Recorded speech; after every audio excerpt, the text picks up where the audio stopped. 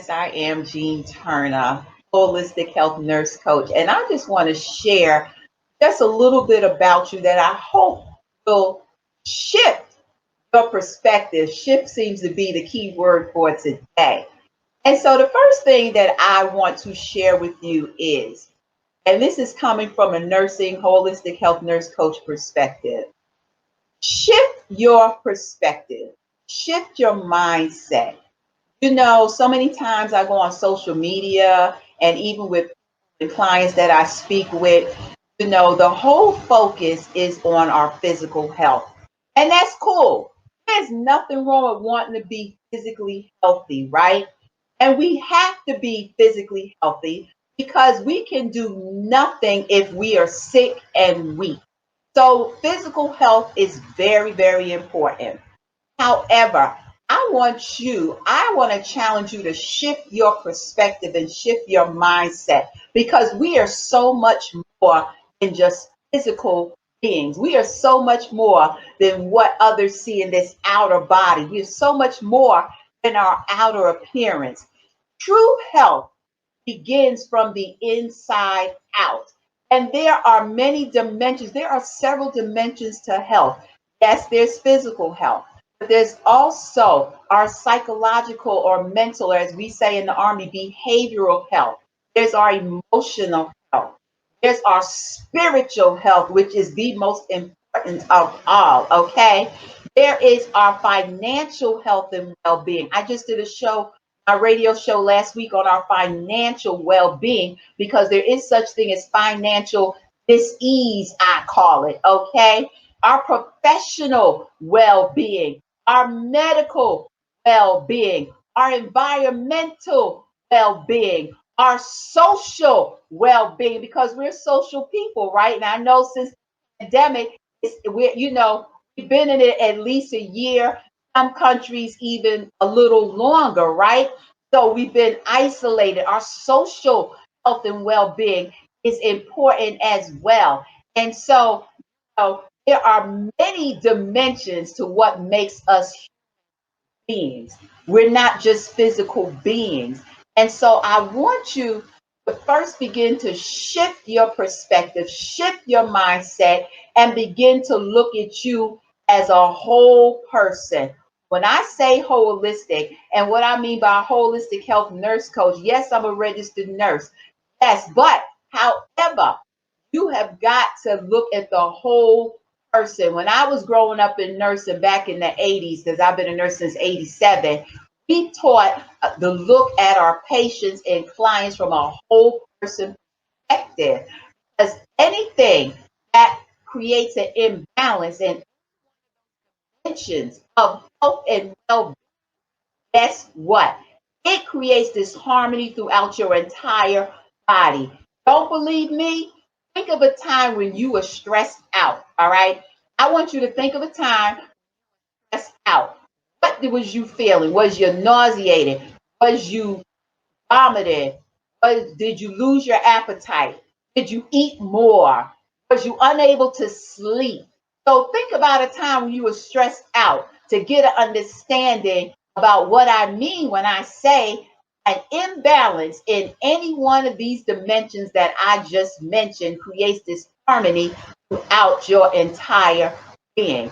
So shift your perspective, shift your mindset, and start seeing yourself, the whole you, body, mind, soul, and spirit, and in every dimension that I just talked about, because all of it affects overall health and well-being. The second thing I want to leave with you is I believe the heart, our emotions, our spirit, the heart. I believe that that is the core, and anything that affects our heart, our emotions affect our heart, right? Because really and truly, if the truth is told, our heart affects everything we say, think, we do. It affects how we act, right? And so that's what I mean by our heart being the core of our emotions. The heart affects everything that we say, do, or think. It affects our words, our actions, our deeds. And so, because of that, there is a connection. There is a physical connection. There is that connection between our heart, what we hold in our heart, our emotions, all of that. There is a connection between our heart posture, our emotions, and our physical health. What we allow to infiltrate our heart, what we allow to take up residence in our heart, guess what? It affects us physically. Don't believe me? I challenge you to look up a term, broken heart syndrome. When people who have lost their partner, their husband, their wife that they've been with for years and years and years, and that person passes away, and the person that is left, that partner that is still living, they can't find joy in anything no more. They grieving long term. Now, grief is a normal process, but they're grieving long term. Their heart is literally broken in pieces over the passing of their soul mate, to the point to where they start developing physical manifestations, or a year or two or so later, maybe not even that long, heard of them passing away as well from a broken heart syndrome. Yes, because their heart has been broken. And so the person doesn't have to necessarily die and pass away. If you have ever experienced your heart being broken by somebody, a breakup that was devastating, you too, I guarantee you, have manifested, had some physical manifestations in your body, the insomnia or sleeping too much, the depression. Something has manifested in your physical health. And so, yes, when we allow these things, whether it be that, the broken heart syndrome, when we allow long-term years and years of grief, when we allow the anxiety, the stress, the worry, the fear, the doubt, the envy, the unforgiveness. Look, I once saw a meme on Facebook, I believe it was, that said, you can eat all the kale, you could drink all the alkaline water, you could eat everything, all the good for you foods. But if you don't get your heart and your mind right, you are still unhealthy. And it's because of anxiety and stress and depression and the things that we allow to infiltrate and take up residence in our heart. As a man thinks in his heart, so is he. So if you got some unforgiveness, if you got some long-term grief, depression, anxiety, chronic stress, all of that, look, go seek some help. So in a lot of cultures, it's a stigma that when we seek professional help for a behavioral issue or mental health issue, that's a problem. Oh, don't tell that. Don't let them know that. You ain't supposed to tell nobody this and that. That's why a lot of people years down the line, 10 and 15, 20 years, still suffering from emotional trauma and still carrying the physical manifestations. No, release that stuff. Release that stuff. And if you got to go talk to somebody, a professional, go seek professional help. It ain't no shame in that. Let's stop that stigma that you can't go seek professional help from a behavioral health specialist, psychologist, or whatever the case is. Go speak to your clergy, your pastor, whatever you need to do. But yes, the things that we allow to infiltrate our hearts and take up residence there, it affects our physical well-being.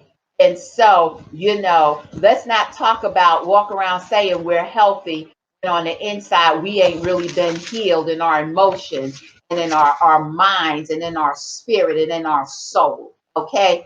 Because all of that does affect our physical health, past traumatic experiences and events.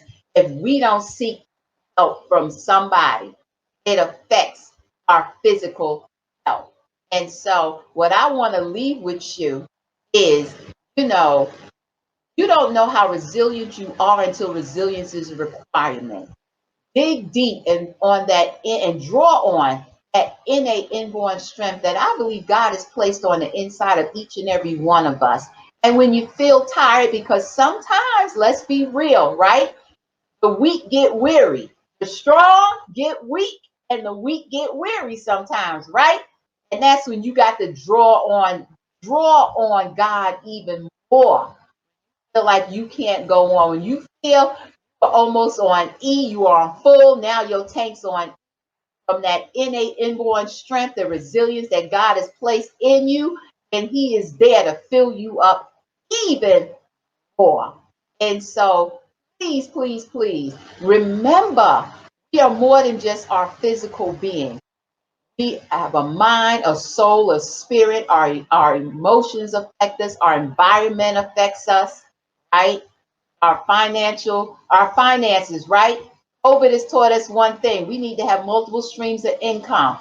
A job can be here today and gone tomorrow. Get your financial well-being in order, right?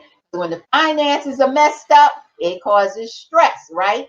When you go with stress, it's a domino effect. And so your professional well-being, seek to improve yourself, to learn and gain more knowledge every day. All right. Social well-being, social health is key, right? Even in this age of COVID, we're hearing about social determinants to health.